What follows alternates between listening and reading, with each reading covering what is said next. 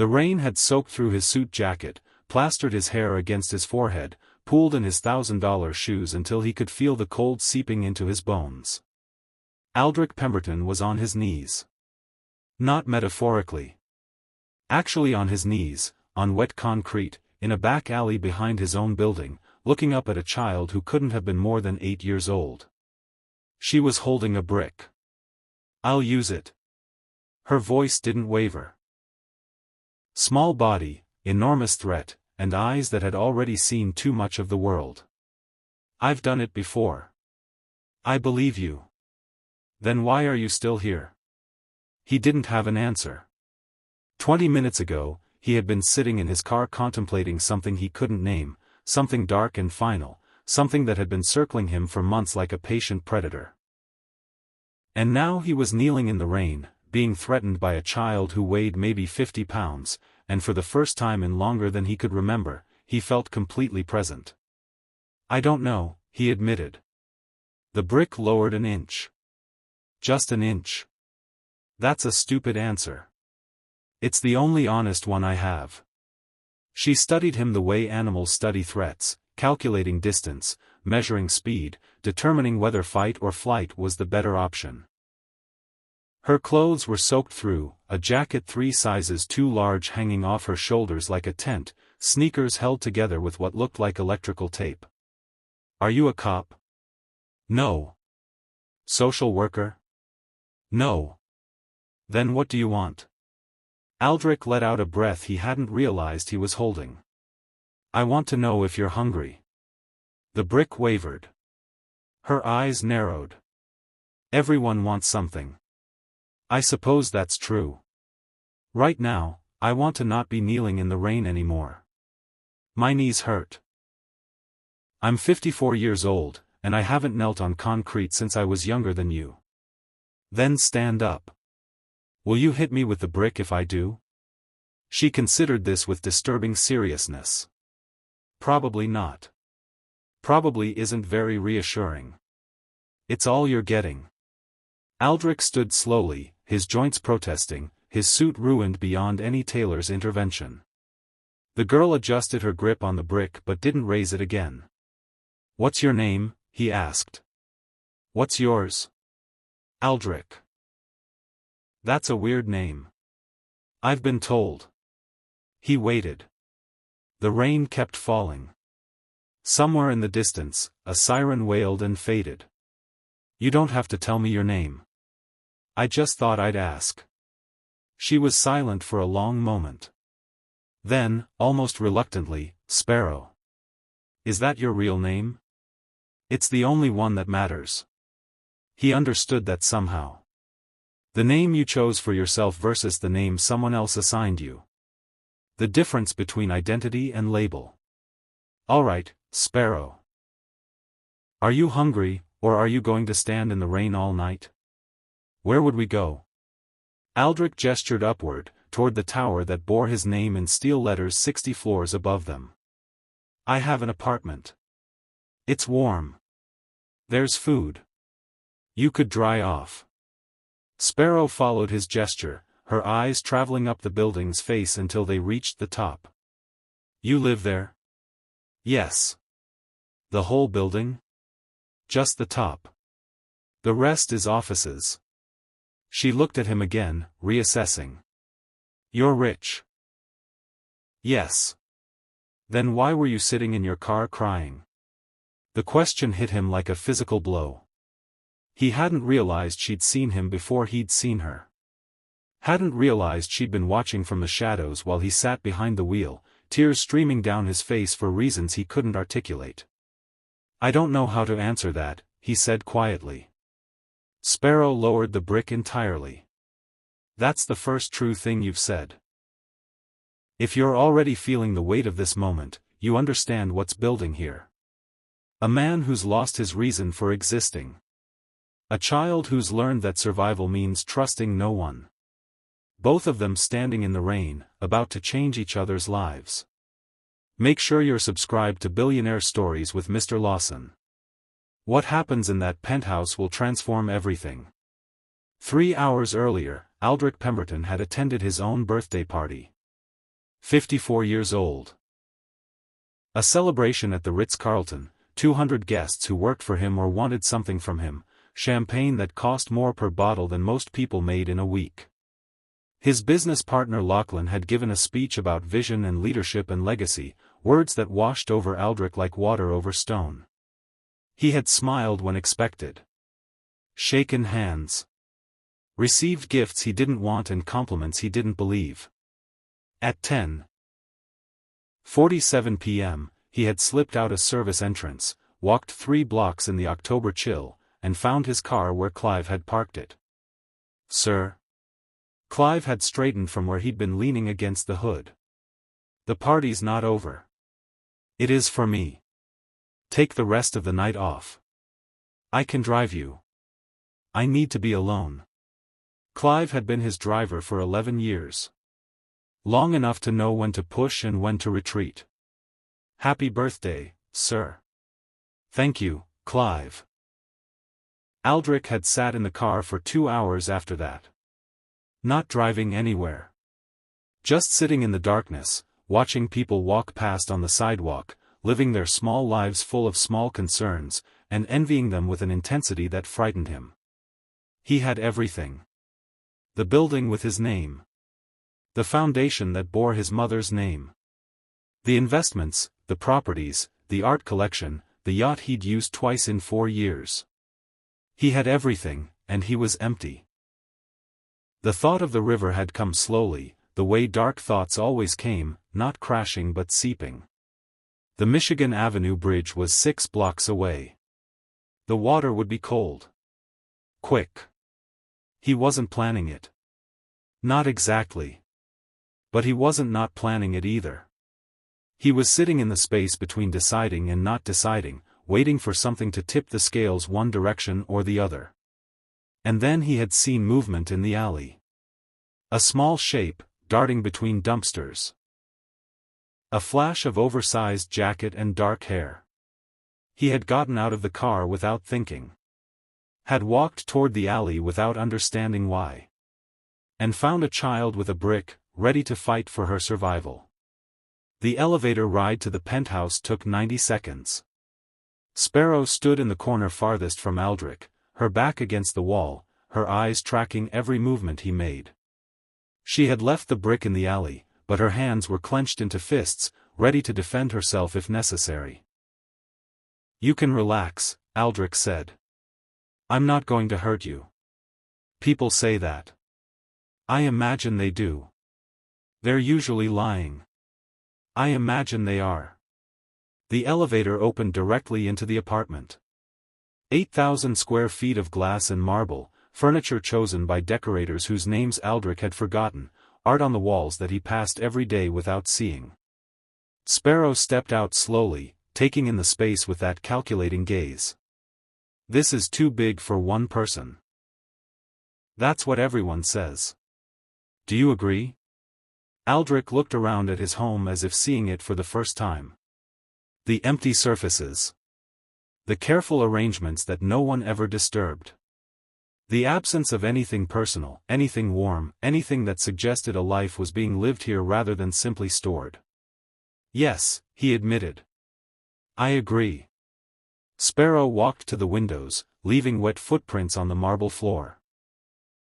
The city sprawled beneath them, lights and movement and the illusion of significance. "I can see where I was sleeping," she said. "From up here, it looks like nothing." "Where were you sleeping?" "There's a heating vent behind the building next door. It's not warm, but it's warmer than nothing." A heating vent. In October. She was 8 years old, sleeping on a heating vent while he attended birthday parties at the Ritz-Carlton. "How long have you been on the street?" Aldrich asked. Sparrow didn't answer immediately. She was still looking out the window, her reflection ghostly in the glass. 43 days. That's very specific. I count. Counting helps. Helps with what? Helps me know I'm still real.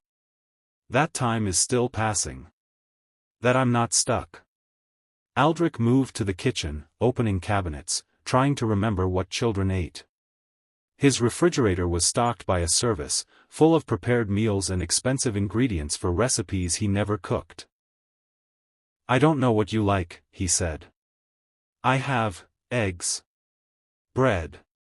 Something that might be peanut butter." Sparrow turned from the window. "You don't know what's in your own kitchen." "I don't cook." "Then who makes your food?" "Different people. Services. Restaurants." He pulled out the peanut butter, checked the label. "Do you like peanut butter?" "I'm not allergic, if that's what you're asking." "I'm asking if you like it." Sparrow's expression shifted, just slightly. As if the question itself was unfamiliar. "I don't remember what I like. I eat what's available." Aldrich made 2 sandwiches. They were clumsy, uneven, nothing like the precisely plated meals he usually consumed. He put them on plates and carried them to the kitchen island. "You need to get out of those wet clothes," he said. "I don't have anything that will fit you, but I can find something temporary." Sparrow's eyes darted toward the hallway, then back to him. "Where's the bathroom?" "I'll show you. You can lock the door from inside." He found his smallest t-shirt, a promotional item from some charity gala he'd attended years ago. It would still be enormous on her. He left it outside the bathroom door with a pair of athletic shorts that had a drawstring waist. When she emerged 20 minutes later, swimming in his clothes, her hair wet but no longer dripping, she looked even smaller than before. More vulnerable. More clearly a child who should have been in a home, a bed, a life that made sense. She climbed onto a stool at the kitchen island and picked up the sandwich without comment. She ate methodically, not fast but not savoring either. Eating like someone who had learned to consume calories efficiently because meals were never guaranteed. Aldrich sat across from her and watched. "When did you eat last?" "Yesterday morning." "Half a bagel someone threw away." "Half a bagel. The other half had mold." He made her another sandwich. Then a third. She ate them all with the same efficient focus, drinking the milk he poured in careful sips. "You're not eating," she observed. "I'm not hungry." "That's stupid. You should eat when there's food. You don't know when there won't be." "I always know there will be food." Sparrow considered this. That must be strange. Knowing there will always be food. "I suppose I never thought about it. People who always have things never think about them. People who don't have things can't think about anything else." It was such a simple observation, and it cut him open. The guest room had a bed larger than any child needed, windows that looked out over the lake, a bathroom with a tub that could have fit 4 people. Sparrow stood in the doorway, not entering. "You can lock the door," Aldrich said. "From inside. If that makes you feel safer." "It does." He started to leave, then paused. "Can I ask you something?" Sparrow waited. "In the alley, you said you'd seen me crying. In my car. Before I found you." "I didn't say crying. I said you looked like you were." "Was I?" "Yes." Aldrich leaned against the doorframe, suddenly exhausted. The weight of the evening settling on him like a physical burden. "Why did you let me approach? If you saw me sitting there, crying, why didn't you run when I came into the alley?" Sparrow's expression was unreadable. "Because you looked like you needed help more than I did." She closed the door. He heard the lock click into place. Aldrich stood in the hallway for a long time after that, trying to understand what had just happened to him. He didn't sleep that night. He sat in his living room as the rain tapered off and the city lights flickered through the clouds, thinking about the child in his guest room and the strange turn his life had taken. She had seen him crying. Had watched him from the shadows during his darkest moment. And instead of running, instead of hiding, she had let him find her because he looked like he needed help. An 8-year-old girl, sleeping on heating vents, carrying a brick for protection, had looked at a billionaire in a luxury car and decided he was the one who was struggling. And she had been right. Aldrich had spent 54 years building walls. Around his emotions. Around his past. Around the wound that had never healed, the loss he had never processed, the love he had thrown away because it was easier than being vulnerable. He had succeeded beyond any reasonable measure. Pemberton Capital managed $68 billion. His name was on buildings, foundations, scholarship funds. He had been on magazine covers, received honorary degrees, shaken hands with presidents and prime ministers. He had achieved everything society said mattered. And he had been sitting in his car on his birthday, thinking about bridges and cold water and the relief of not existing anymore. But now there was a child in his guest room. A child who had seen him clearly, seen through all the success and wealth and carefully constructed image, and identified him as someone who needed help. He didn't know what to do with that. Didn't know how to process being truly seen for the first time in decades. But he knew, with sudden certainty, that he couldn't call the authorities in the morning and send her back into the system that had failed her. He knew that something had shifted, something fundamental, and the life he had been living, the empty life, the meaningless accumulation, the slow march toward the bridge, was no longer possible. Something new had begun. He just didn't know yet what it would cost him. Morning came gray and cold, the kind of morning that felt like the city itself was holding its breath. Aldrich was still sitting in the living room when he heard the lock disengage. Footsteps, hesitant and light. Sparrow appeared in the hallway, still wearing his oversized shirt, her hair wild from sleep. "You didn't sleep," she said. "Neither did you." "I don't sleep well in new places." "Neither do I, apparently."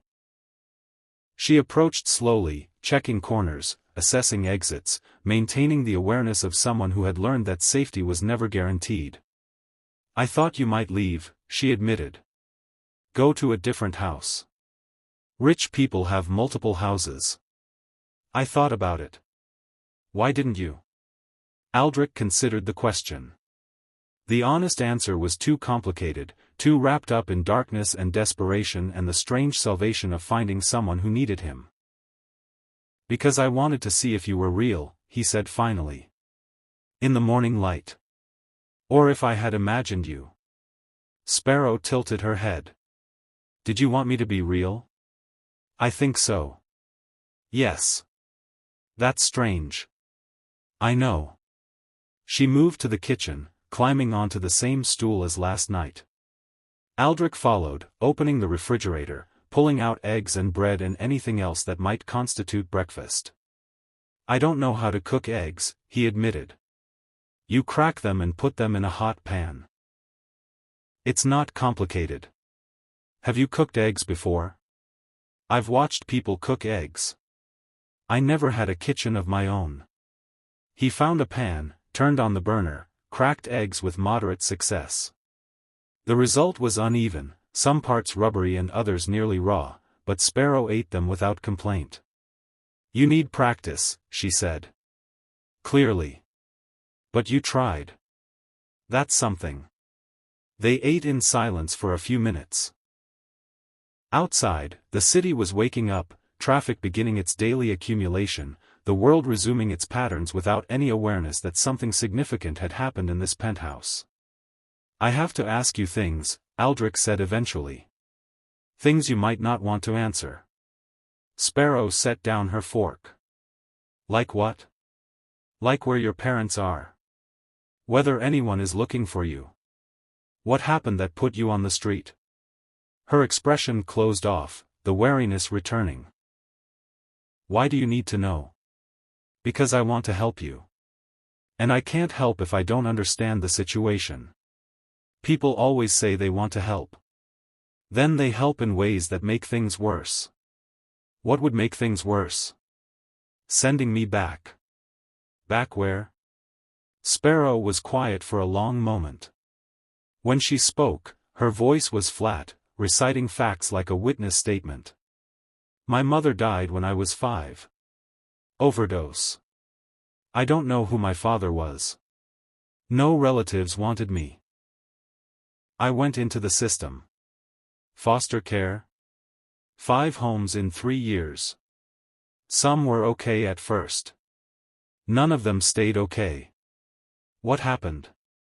Different things. Her jaw tightened. The first one had their own baby and I was in the way. Second one just wanted the money. Third. She stopped. Swallowed. Third was bad. I don't want to talk about third. Aldrich felt something cold settle in his stomach. The implications of bad in the context of a foster home, in the context of a child this young. The last home, he prompted gently. They were experienced. Good on paper. The social worker said they had a great track record. Sparrow's voice was bitter in a way no 8-year-old's voice should be. They were good at looking right. At home, it was different. The mother hit when she got frustrated. The father pretended we didn't exist. There were 3 other kids. We learned to be invisible.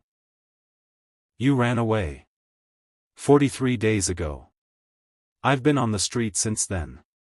It's hard, but it's honest. Nobody pretends to care. Nobody makes you feel grateful for being treated badly. Aldrich leaned back in his chair, processing. A child who had been failed so consistently, so thoroughly, that she preferred homelessness to another attempt at family. I should call someone, he said slowly. Child Protective Services. The authorities. That's what I'm supposed to do. Sparrow's whole body tensed. I'll run again. I'll go somewhere you can't find me. I believe you. Then don't call. Sparrow. He rubbed his face, suddenly feeling every one of his 54 years. I'm not qualified for this. I don't have children. I've never taken care of anyone. I don't know what I'm doing. Neither do they. The foster parents. The social workers. Nobody knows what they're doing. At least you're honest about it. Being honest about incompetence doesn't make me competent. No. But it makes you safer than people who pretend to know everything. This is where we pause and ask something important. If you're invested in what happens to Sparrow and Aldrich, if you feel the weight of the choices ahead of them, make sure you're subscribed to Billionaire Stories with Mr. Lawson. Because the path forward is going to test everything both of them believe. Aldrich made phone calls that afternoon. Not to Child Protective Services. Not yet. First, he needed to understand what he was dealing with, what options existed, what the system would do with a child who had already been failed 5 times. His first call was to his attorney, a woman named Dorothea Vance who had handled his personal affairs for 15 years and had seen him through every legal complication his wealth had generated. You found a homeless child, she repeated, her voice carefully neutral. And you brought her to your penthouse. Yes. And you want to know how to keep her. I want to know what options exist. The obvious option is to contact DCFS. Report her as a runaway. Let the system take custody. The system has already failed her 5 times. The system isn't perfect, Aldrich. But it's designed to protect children. Is it? Or is it designed to process them? To move them through paperwork until they age out or give up?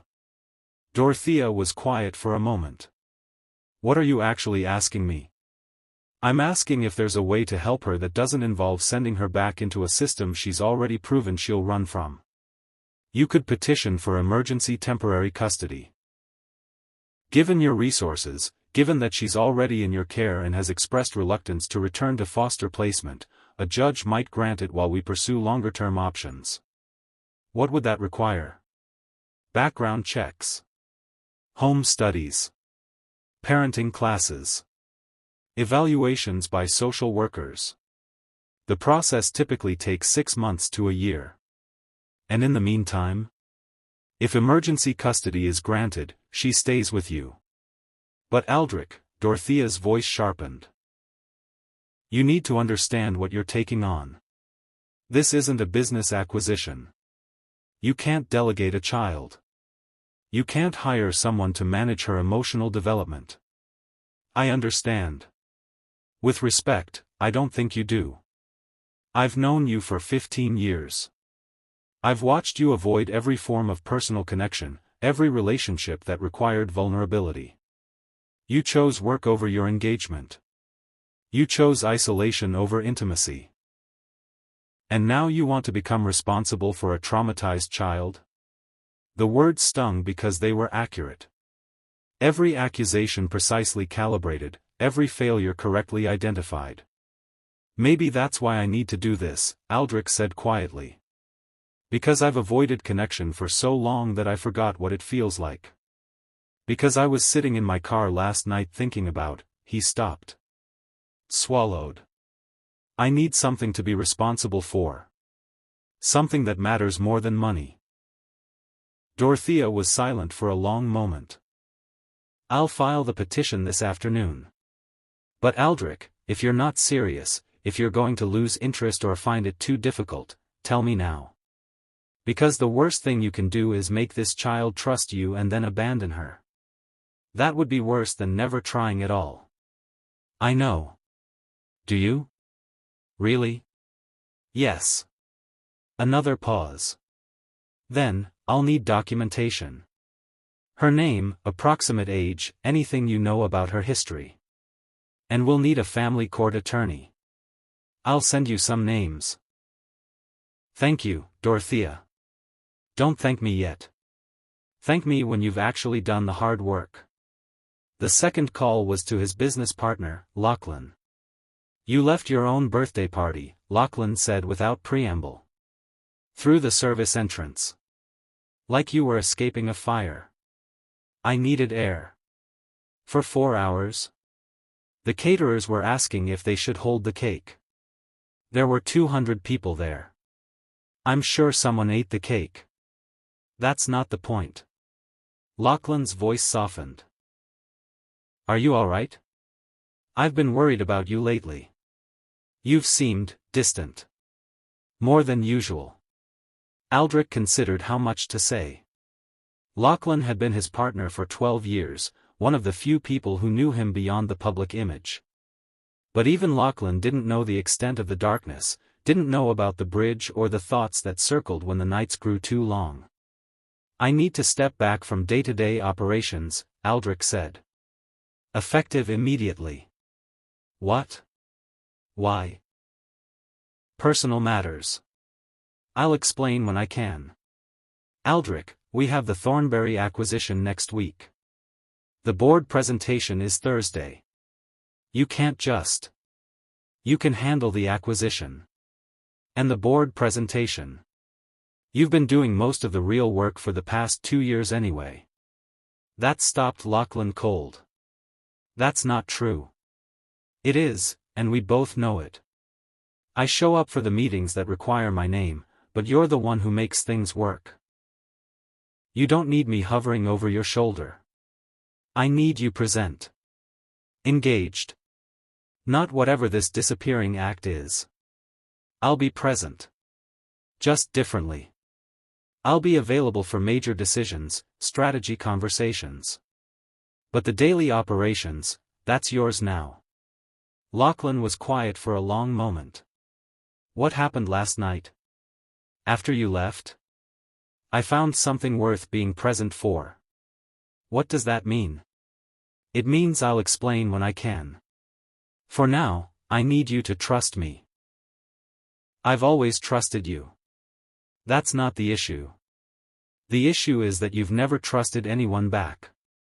The accusation landed with precision. Another truth he couldn't escape. Maybe I'm learning, Aldrich said.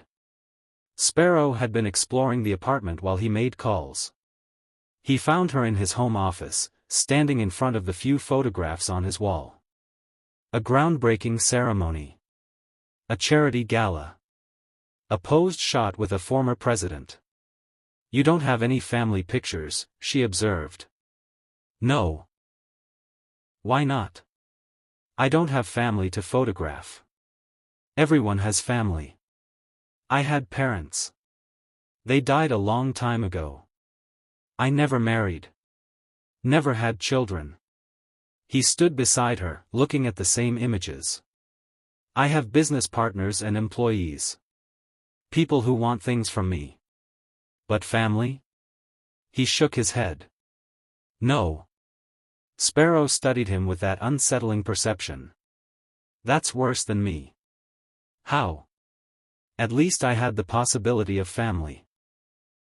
The foster homes were supposed to be practice for the real thing. You never even tried. I tried once. The words came out before he could stop them. He hadn't talked about Meredith in 23 years. Had trained himself to bypass that memory like avoiding a wound that had never healed. Sparrow waited, patient. Her name was Meredith.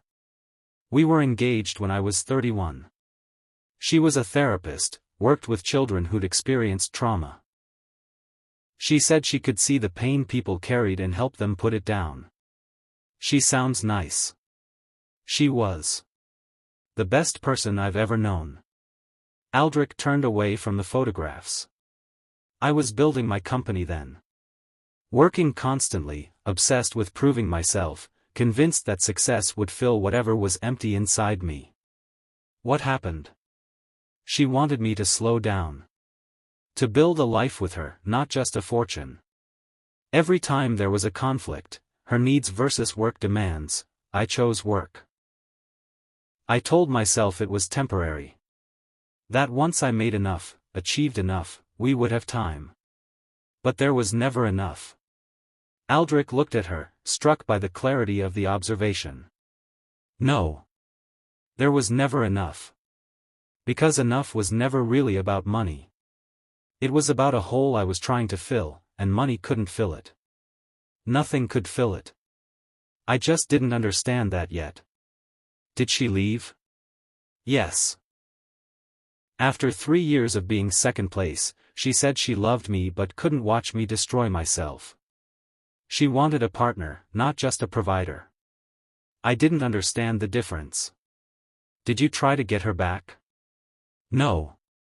I told myself I was better off without the distraction. Threw myself into work. Built my empire. He laughed, the sound bitter. I was very good at telling myself things. What happened to her? She married someone else eventually. Moved to Maine. Had the life she wanted. He paused. I saw the announcement and told myself I didn't care. Then I worked for 3 days straight so I wouldn't have to feel anything. Sparrow considered this with unnerving seriousness. Do you still love her? I don't know if I ever knew how to love her properly. I knew how to want her, need her, imagine a future with her. But love, real love, the kind that put someone else first, I don't think I was capable of that. Maybe you weren't then. Sparrow turned back to the photographs. But people can learn. If they want to. Can they? I don't know. I haven't met many people who actually changed. But you're different than you were last night. Different how? Last night you looked like you were disappearing. Like you were already mostly gone and just waiting for the rest of you to catch up. She met his eyes. Today you look like you're here. The observation was so precise, so devastating in its accuracy, that Aldrich felt his throat close. I was disappearing, he admitted. I didn't realize it until you said it, but that's exactly what was happening. What stopped it? You.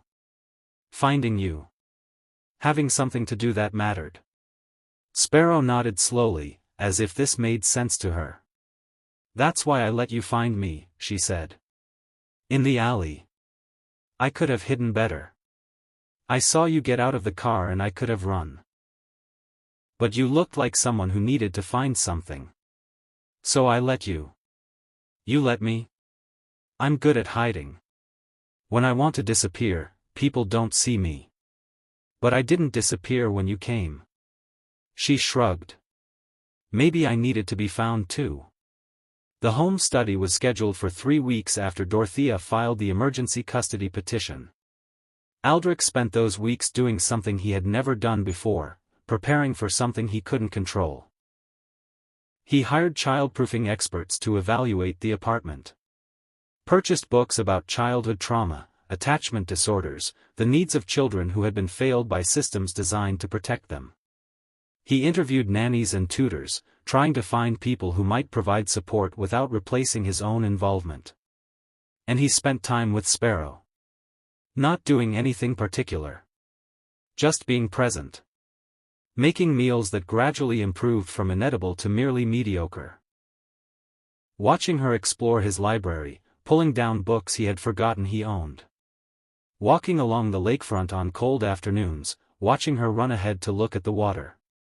She was testing him. He understood that. Every question was a probe, every observation an assessment, every interaction a measurement of whether he was going to fail her like everyone else had. "You're not very good at this," she said one afternoon, after he had fumbled through an attempt to help with the math workbook he'd bought her. "I know. I'm trying." "Why?" "Because you deserve someone who tries." "What if trying isn't enough?" "Then I'll try harder." She studied him for a long moment. "People don't usually say that." "What do they usually say?" "They say they're doing their best. They say some kids are too difficult. They say the fit wasn't right, like I'm a pair of shoes that doesn't match their outfit." Aldrich set down the workbook. "You're not a pair of shoes. You're a person. And people don't get returned because they're inconvenient." "That's not true. People get returned all the time." "Then those people were wrong. And I'm not going to be one of them." "How do you know?" "I don't. I just know I'm going to keep choosing to be here. Every day. Even when it's hard. Even when I don't know what I'm doing. Even when you push me away to see if I'll stay." Sparrow's expression flickered, something vulnerable showing through the careful armor. "I do that sometimes. Push people away." "I know. Does it bother you?" "No. I understand why you do it. It's safer to push people away than to let them close enough to leave." "You do that too?" "Yes. I have for a very long time. But you're not doing it now."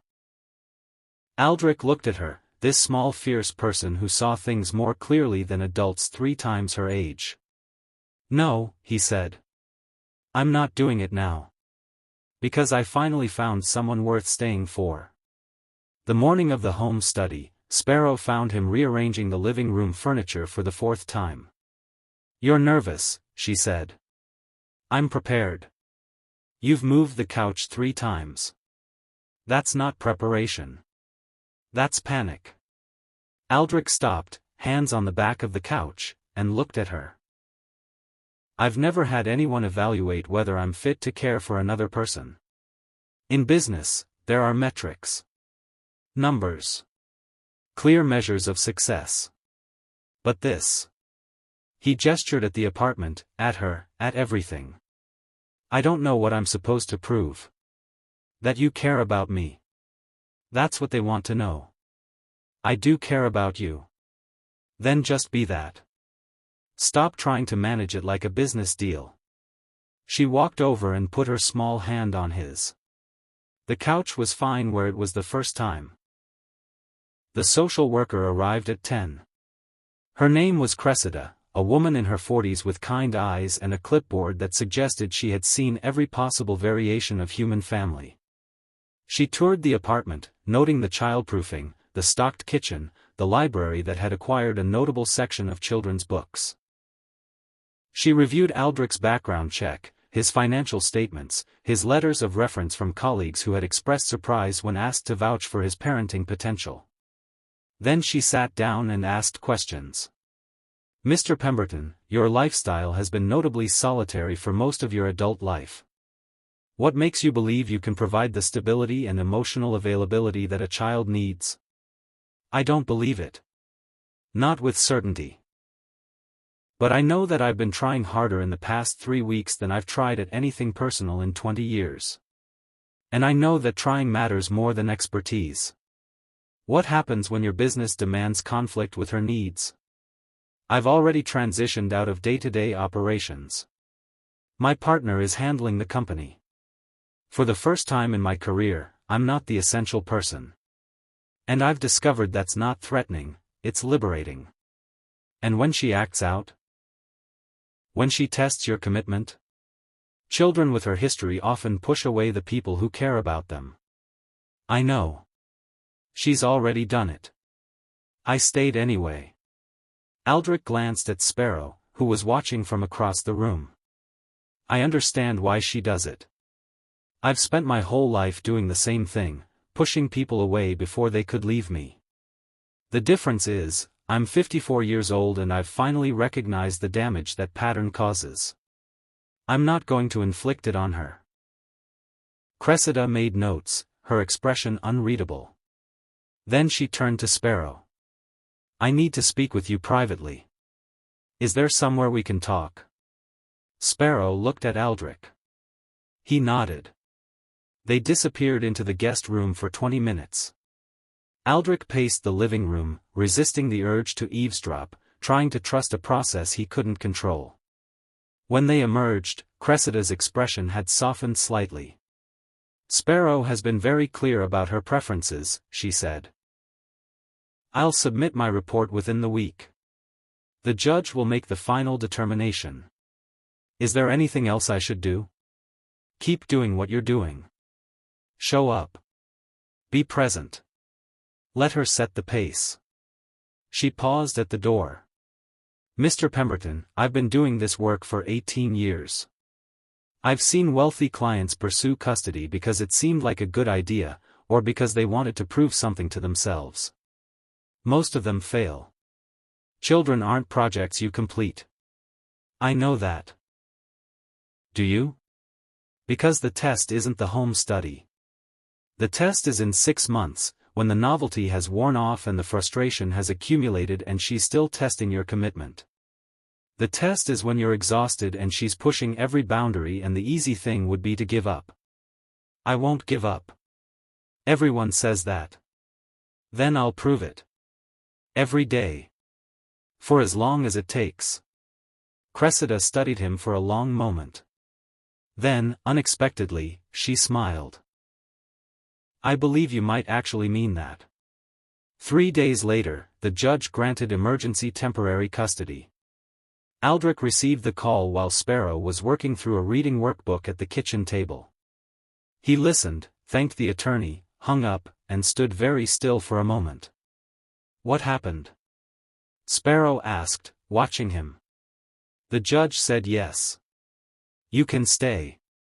Legally, officially, with the court's approval. He took a breath.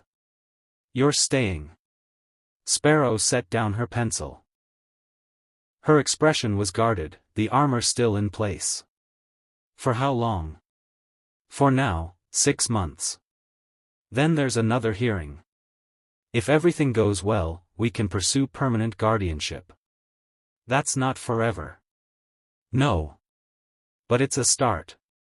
She was quiet for a long moment. Then she slid off her stool and crossed the kitchen to where he was standing. She wrapped her arms around his waist, her face pressed against his chest. It was the first time she had initiated physical contact since he'd found her in the alley. Aldrich stood frozen for a second, then slowly, carefully, put his arms around her. I'm scared, she said, her voice muffled against his shirt. So am I. What if it doesn't work? Then we'll figure out what comes next. Together. She pulled back just enough to look up at him. Promise? Promise. It was a small word. An enormous commitment. The kind of vulnerability Aldrich had spent his whole life avoiding. But as he stood there, holding a child who had chosen to trust him despite every reason not to, he realized that vulnerability was the only thing that had ever made him feel alive. This is where part 1 ends. Aldrich has won the first battle, but the war is just beginning. A child learning to trust. A man learning to stay. And a past that won't stay buried forever. If you're feeling the weight of what's been built here, you understand that this story is about more than custody papers and legal victories. It's about two broken people choosing to heal together. Make sure you're subscribed to Billionaire Stories with Mr. Lawson. In part 2, we'll see what happens when the past resurfaces, when Sparrow discovers the woman Aldrich lost, and when both of them must decide if second chances are actually possible. What comes next will determine whether this family survives. 6 months passed like water through fingers. Some days felt endless, every hour a negotiation between Sparrow's walls and Aldrich's inexperience. Other days vanished before he could register them, lost in the small accumulations of routine that he had never known he was missing. Breakfast together at the kitchen island. Walks along the lakefront after her tutoring sessions. Arguments about bedtime that she always won because he had no idea how to enforce rules without becoming the kind of authority figure she had learned to distrust. "You're too soft," Sparrow told him one evening, after he had agreed to let her stay up an extra hour for the third night in a row. "I'm learning. You're being manipulated." "Probably. But you're smiling, so I'm counting it as a victory." She rolled her eyes, but the smile stayed. The follow-up hearing was scheduled for a Tuesday in April.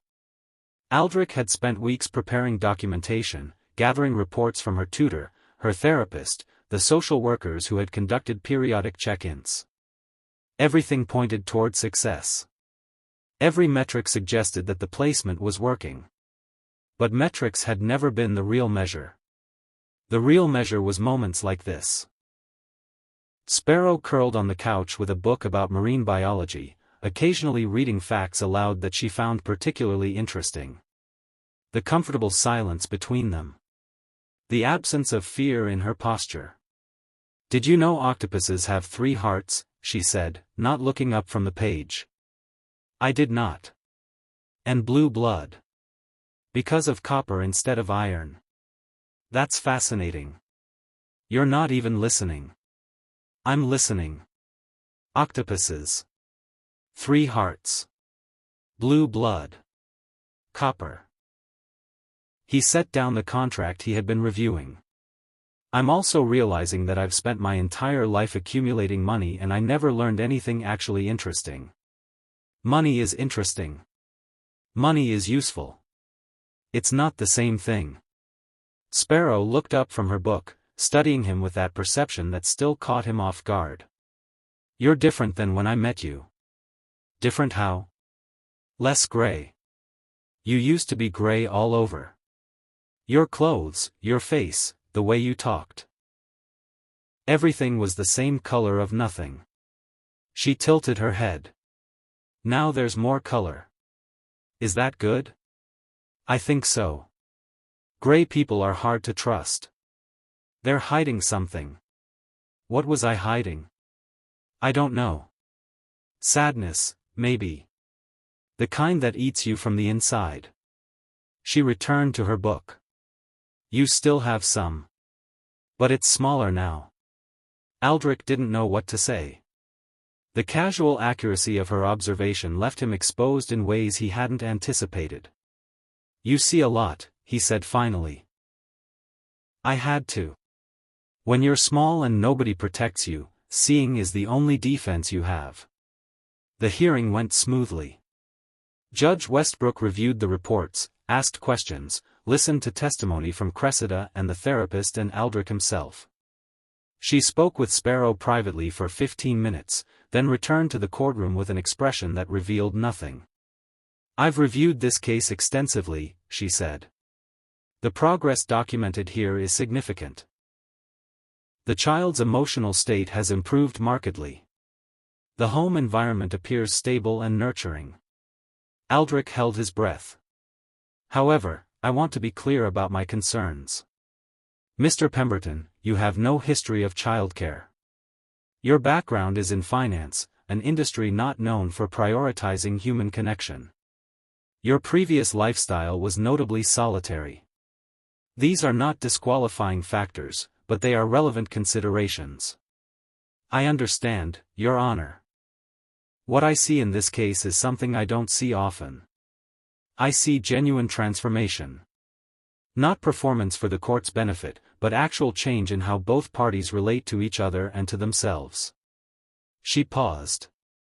I'm granting permanent guardianship, effective immediately. This child will remain in your care unless circumstances warrant re-evaluation. The words took a moment to register. Permanent. Not temporary, not conditional, not subject to another hearing in 6 months. Permanent. Aldrich looked at Sparrow, who was sitting very still, her face carefully blank. We're done, she asked. No more hearings? No more hearings. They can't take me away. No one is taking you anywhere. Something cracked behind her careful expression. Not dramatic, not the collapse of a dam, but a small fissure that let something through. Okay, she said. Just that. Okay. But her hand found his under the table and held on tight. If you're feeling the shift in this story, if you understand that legal victories are only the beginning of what these two are building, make sure you're subscribed to Billionaire Stories with Mr. Lawson. Because the real test is coming. Not from courts or social workers, but from the past that Aldrich thought he had buried. The discovery happened on a Saturday in May. Aldrich was at a meeting he couldn't avoid, a board session that required his physical presence despite his reduced role at the company. Sparrow was home with her tutor, working through a history curriculum that she found boring but tolerated because Aldrich had promised her a trip to the aquarium if she finished the unit. The tutor left at noon.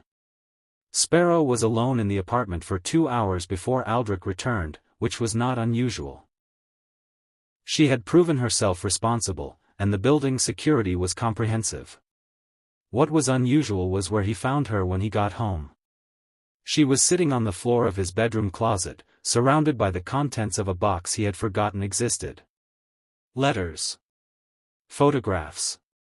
A pressed flower that had long since lost its color. A small velvet box containing a ring he had bought 23 years ago and never had the chance to give. Meredith's box. What are you doing? His voice came out sharper than he intended. Sparrow looked up. Her expression was strange, a mixture of curiosity and something that looked almost like anger. Who is she? You shouldn't be going through my things. You said I could explore the apartment. You said I should make it feel like home. I didn't mean. Aldrich stopped, took a breath, tried to slow his racing heart.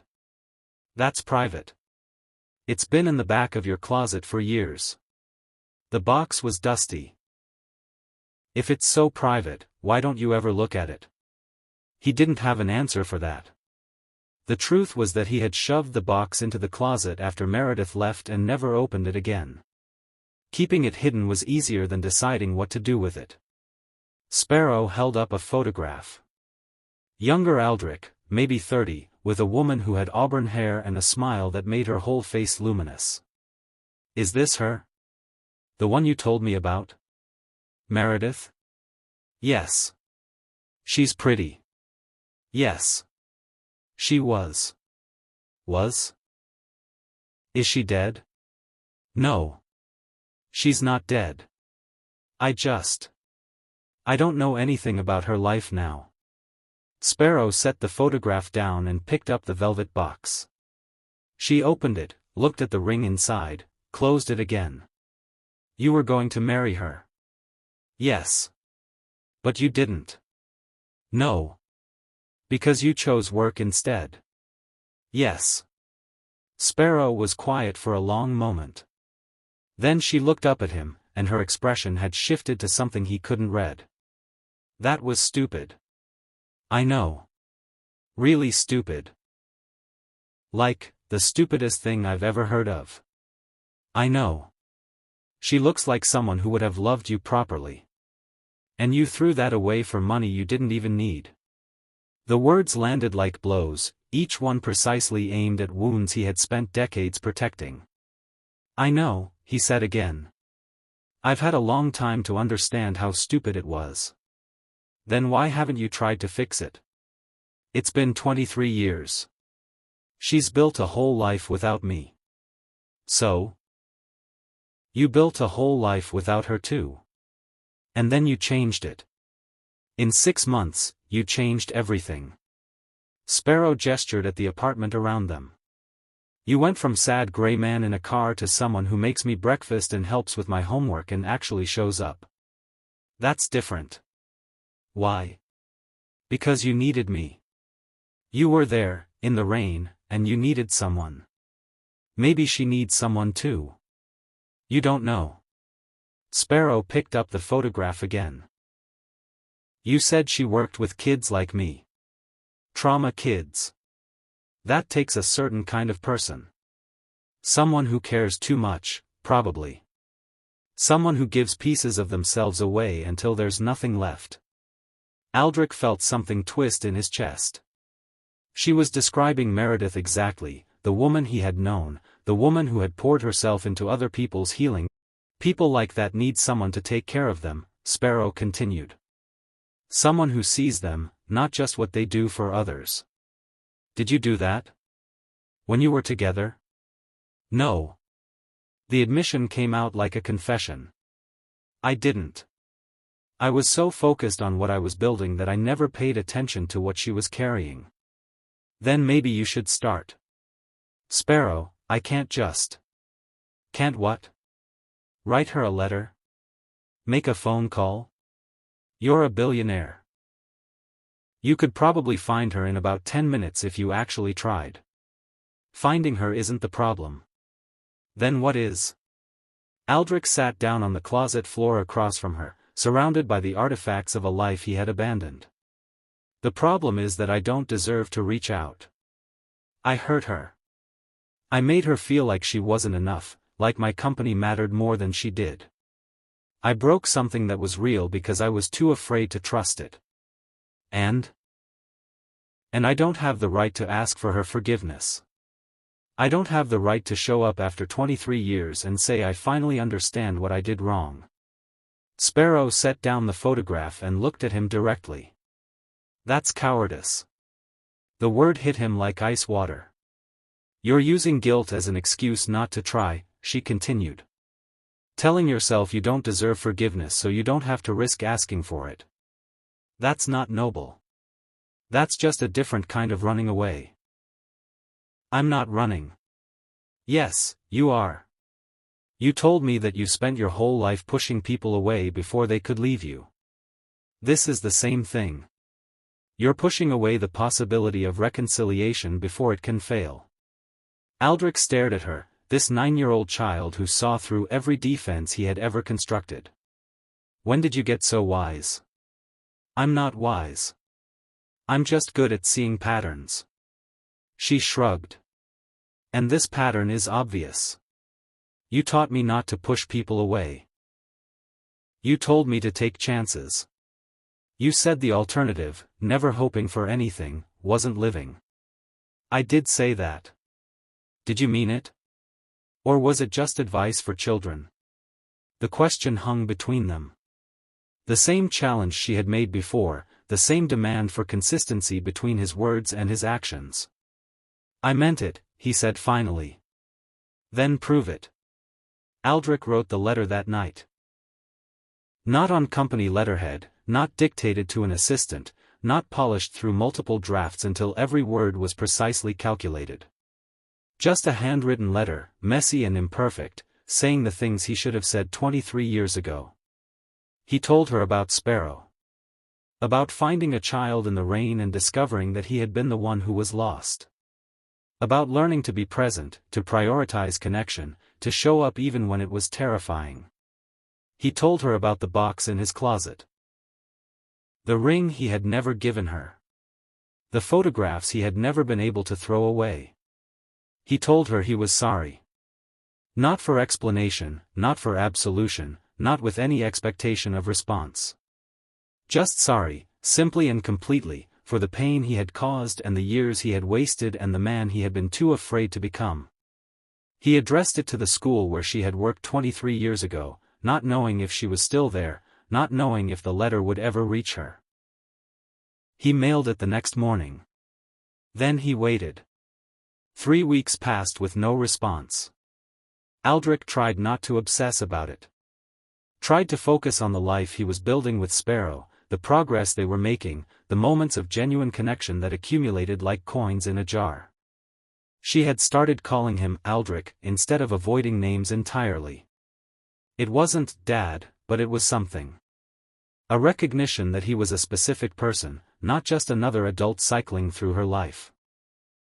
"You're checking your mail again," she observed one evening, watching him flip through envelopes for the third time that hour. "I'm not checking. You're holding the same gas bill you looked at 20 minutes ago." He set the envelope down.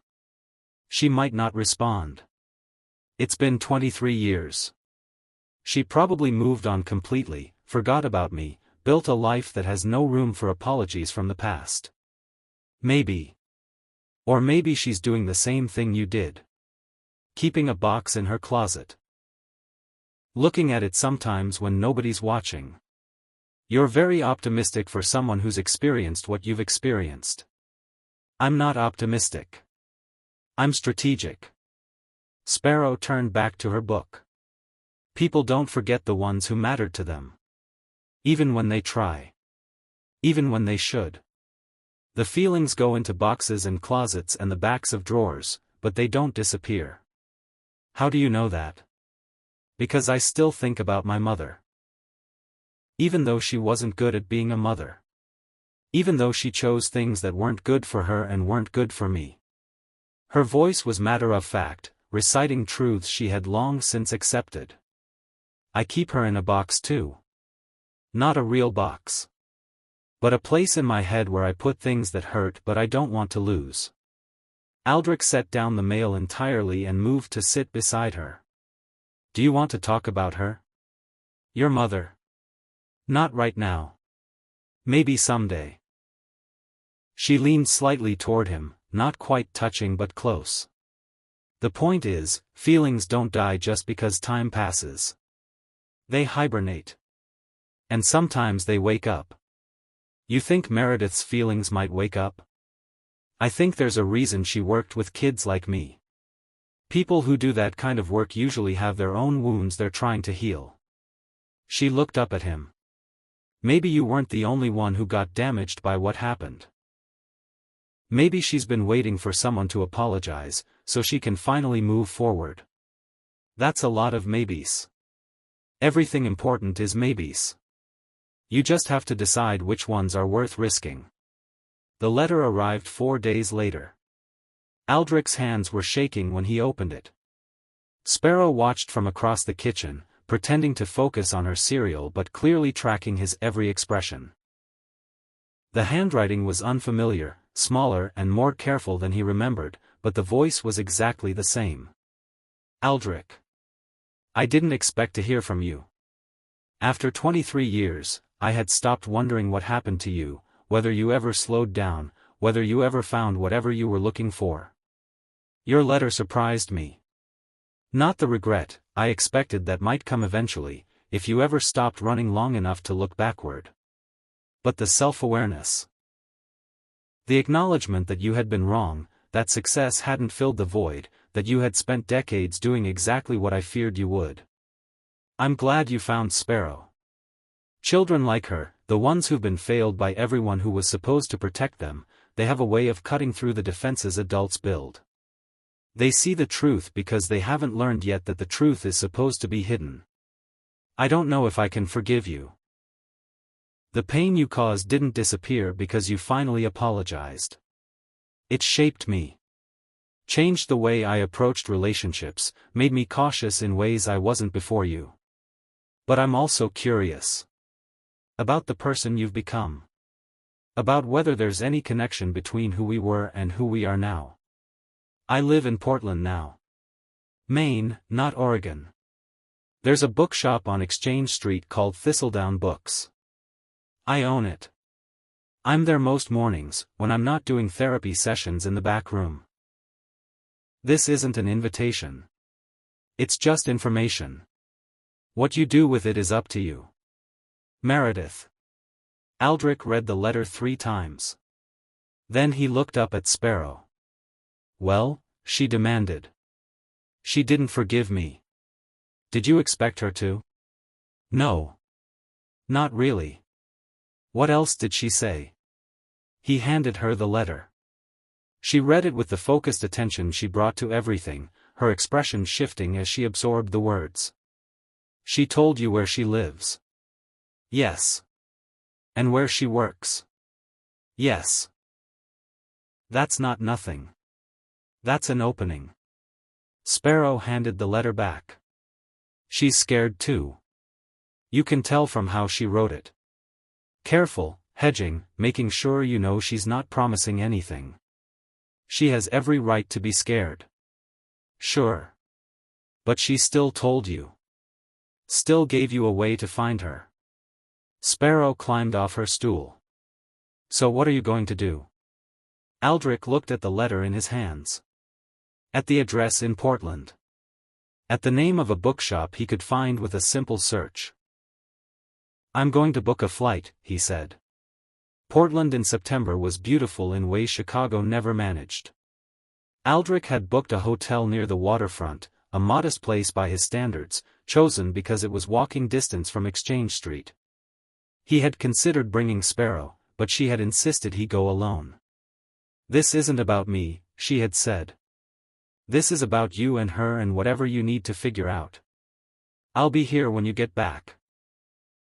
So he walked the cobblestone streets alone, past boutiques and restaurants and art galleries, looking for a bookshop called Thistledown Books.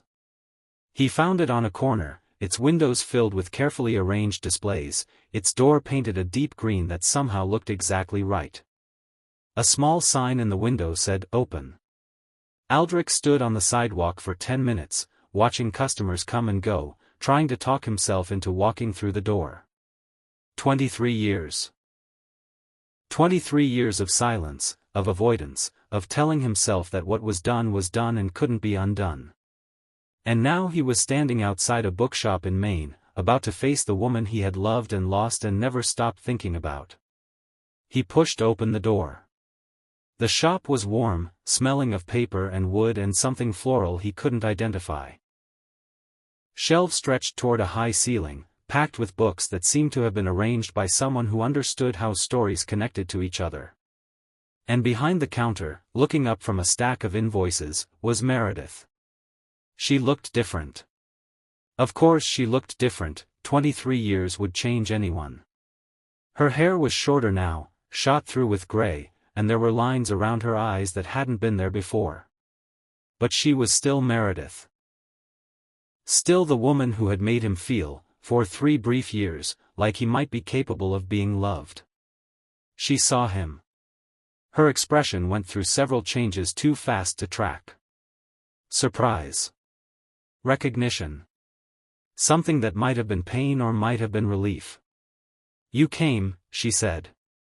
You told me where to find you. I didn't think you would actually. She stopped, shook her head. I don't know what I thought. Can we talk? I know you said it wasn't an invitation, but... There's a coffee shop next door. Give me 5 minutes. She said something to a young woman working near the back of the store, collected her coat, and walked past Aldrich without quite meeting his eyes. He followed. The coffee shop was quiet, mostly empty in the mid-afternoon lull between lunch and evening. They sat at a corner table, 2 cups between them, neither touching their drinks. You look different, Meredith said. So do you. I mean different from your photographs. The business magazines, the charity galas. In those, you always looked. She searched for the word. Assembled. Like every piece was exactly where it was supposed to be. I was good at that. Assembling the right image. And now? Aldrich considered the question. Now I'm trying to be something other than an image. I'm not very good at it yet. Tell me about the girl. Sparrow. So he did. He told her about the rain, the alley, the brick. About bringing a homeless child to his penthouse and somehow discovering that he had been the one who was lost. About the months of learning to be present, to show up, to choose connection over safety. Meredith listened without interrupting. When he finished, she was quiet for a long moment. She sounds remarkable. She is. More than I deserve. Maybe. But she chose you anyway. Meredith wrapped her hands around her coffee cup. Children who've been through what she has, they develop an instinct for people. They can tell who's safe, who's dangerous, who's faking. If she chose you, there must be something real underneath all the defenses. I'm trying to find it.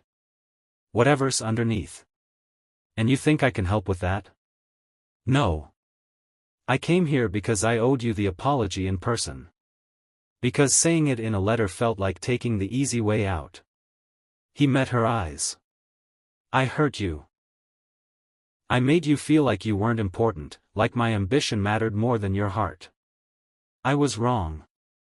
I've been wrong about most things that matter, and I'm only now starting to understand the damage I caused. Meredith looked at him for a long time. Her expression was guarded, careful, but something was shifting behind her eyes.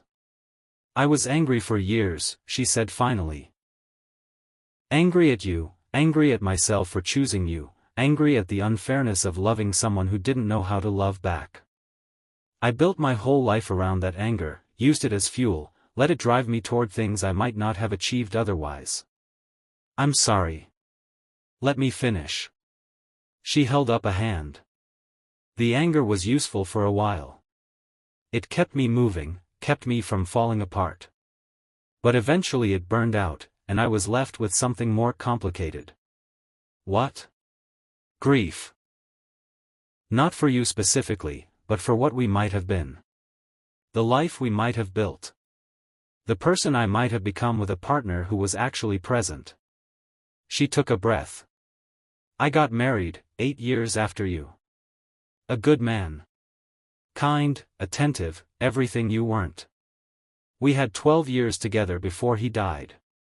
I'm sorry. Stop apologizing for things you didn't cause. Her voice sharpened.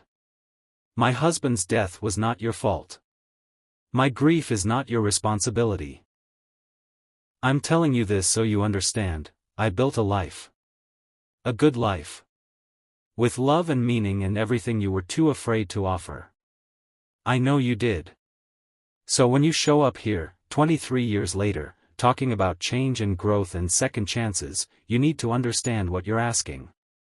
You're not asking to pick up where we left off. That relationship is gone. Those people are gone. Whatever exists between us now would have to be built from scratch, by two strangers who happen to share a painful history. Aldrich nodded slowly. I understand. Do you? Because I'm not interested in being a chapter in your redemption story.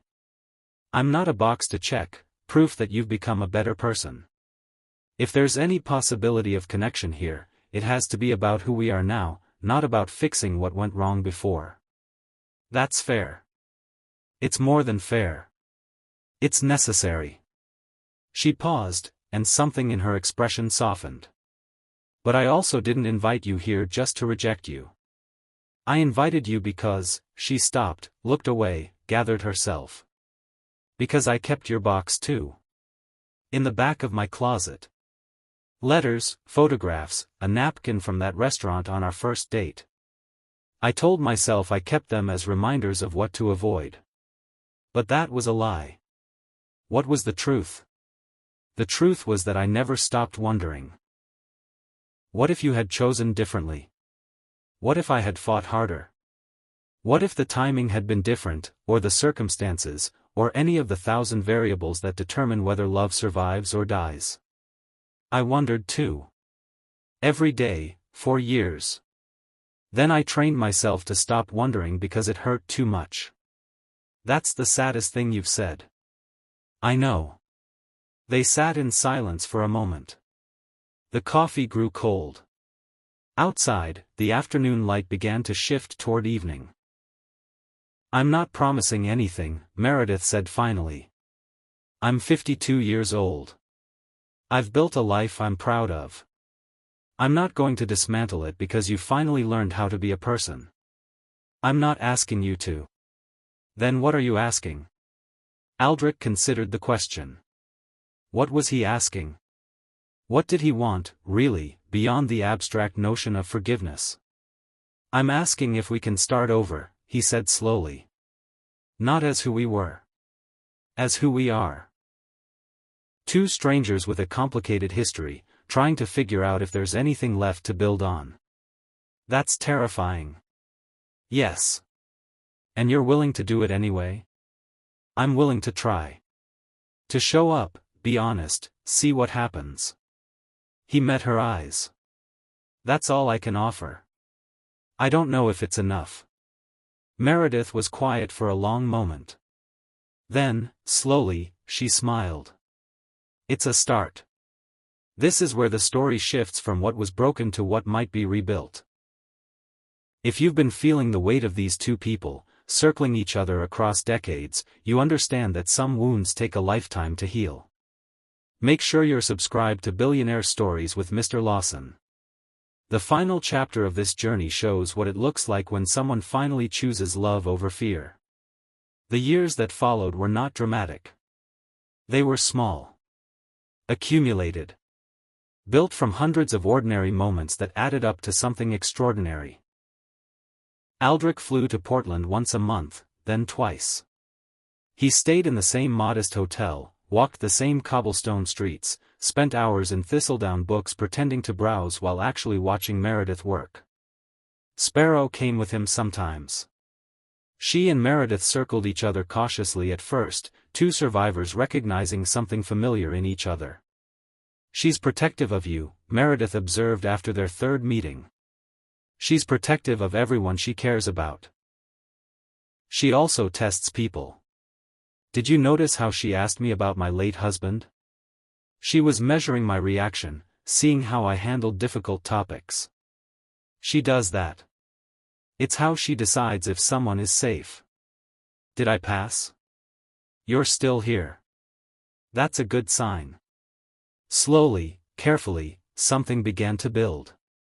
Not the relationship they had lost, not a continuation of who they had been, but something new. Something that acknowledged the pain of the past without being defined by it. Meredith visited Chicago for the first time on Sparrow's 10th birthday. They had a small celebration in the penthouse, just the three of them, with a cake Aldrich had attempted to bake himself. It was lopsided and slightly burnt, but Sparrow declared it the best cake she had ever had. You're biased, Aldrich said. I'm honest. There's a difference. She looked at the candles, not yet lit. Can I make a wish before I blow them out? That's how it works. But I want to say it out loud. Is that allowed? You can do whatever you want. It's your birthday. Sparrow looked at Aldrich, then at Meredith, then back at Aldrich. I wish we could be a family. A real one. Not just people who live together, but a family that chooses each other on purpose.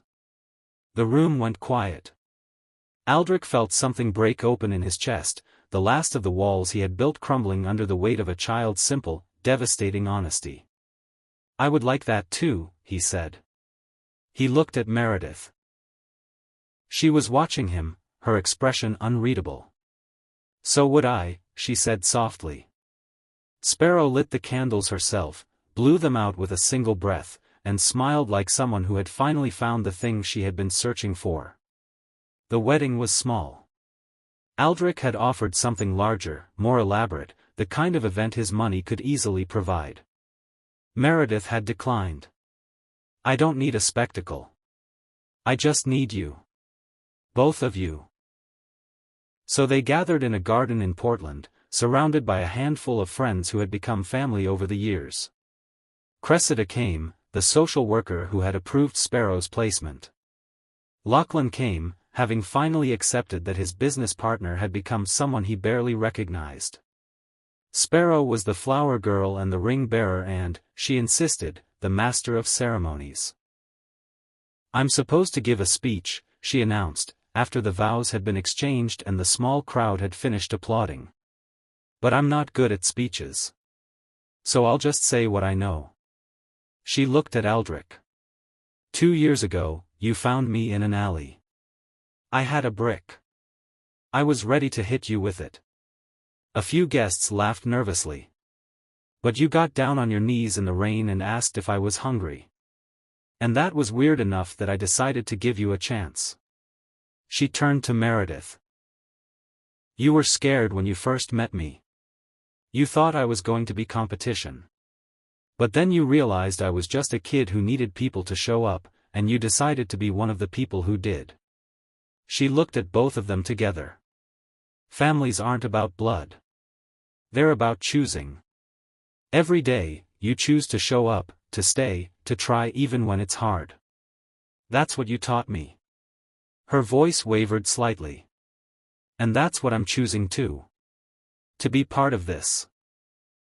To stay even when it's scary. To let myself love people who might leave. She paused, composing herself. But you're not going to leave. I know that now.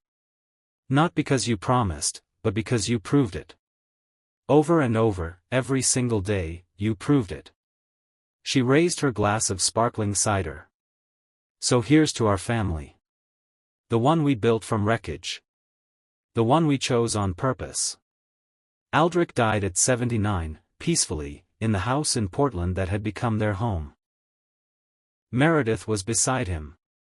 Sparrow was there too, holding his hand, telling him stories about her own children, twin girls who had their grandfather's stubborn streak and their grandmother's perceptive eyes.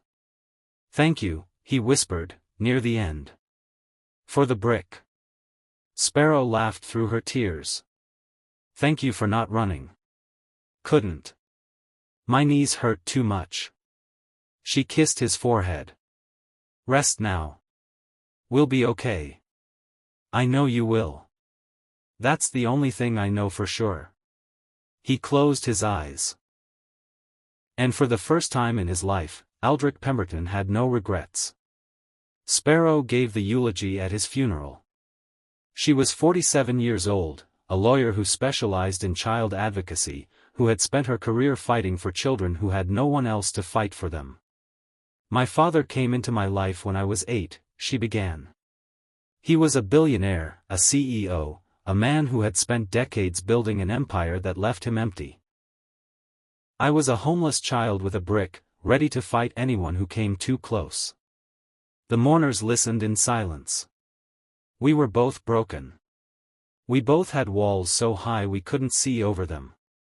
We both believed that connection was dangerous and hope was foolish, and the safest thing was to expect nothing from anyone. She paused, letting the weight of the words settle. He taught me I was wrong about that.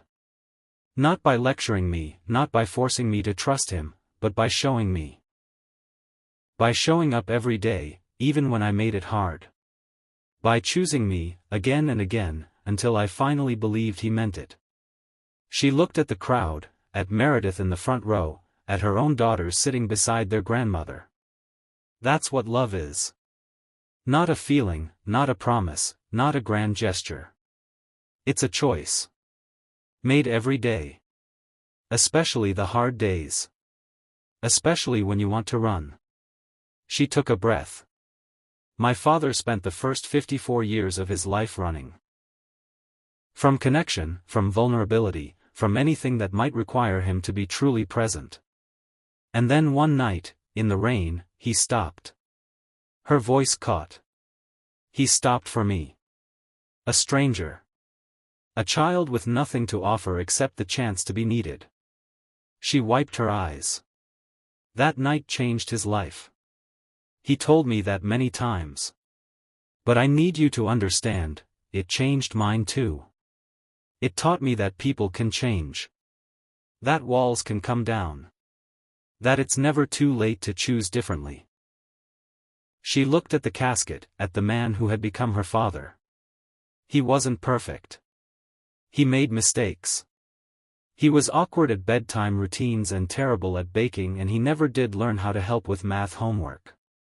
A few mourners laughed softly. But he showed up. Every single day. For 25 years, he showed up. And that's all any of us can do. Show up. Stay present. Choose the people we love, again and again, until there's no more choosing left. She raised her head. That's his legacy. Not the money, not the buildings, not the empire he built and then walked away from. The showing up. The staying. The proof that one night of choosing differently can change everything that comes after. She stepped back from the podium. Goodbye, Dad. Thank you for stopping in the rain. Thank you for choosing me. Thank you for teaching me that family isn't about blood. It's about the people who stay. The morning after Aldrich found Sparrow in the rain, he woke up changed. Not dramatically, not in ways that could be measured or documented, but fundamentally. Something that had been dying inside him had started to live again. Something that had been closed had begun to open. He didn't know yet what it would cost him. Didn't know about the hearings and the legal battles, the letter to Meredith and the terrifying trip to Portland, the years of building something real from the wreckage of who he had been. He only knew that a child had seen him clearly, had recognized his emptiness, and had chosen to let him find her anyway. That choice saved his life. Not metaphorically. Actually. The bridge he had been contemplating, the cold water, the relief of not existing, all of it had receded the moment he knelt in the rain and asked a stranger if she was hungry. Connection saved him. Being needed saved him. Having something to show up for, someone whose survival depended on his presence, that saved him. And in saving him, it freed him to become someone capable of love. If this story moved you, I want you to sit with something. Not the happy ending, though I hope it felt earned. Not the transformation, though I hope it felt real. I want you to sit with the beginning. A man in a car, contemplating the end of everything. A child in an alley, holding a brick, ready to fight for her survival. Two people at the edge of giving up, separated by wealth and poverty, age and youth, but connected by something deeper. Emptiness. Loneliness. The particular despair of being surrounded by a world that doesn't see you. What made the difference wasn't money. It wasn't power or resources or the ability to hire experts and file legal petitions. Those things helped, but they weren't the change. The change was stopping. The change was getting out of the car and walking into the rain and kneeling on wet concrete to ask a stranger if she was hungry. The change was one moment of genuine presence, one decision to notice another person's suffering, one choice to show up instead of driving past.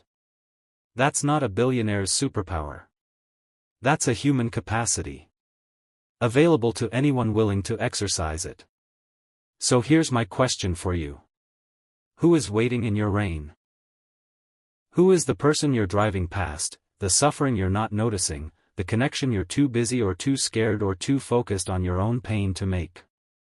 You don't need billions of dollars to stop for someone. You just need to be present. To notice.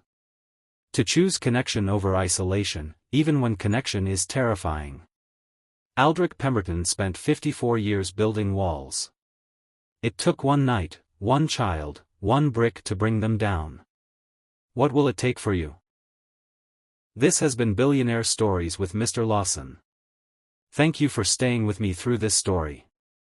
Thank you for feeling what Aldrich felt, what Sparrow felt, what it means to stop running and start staying.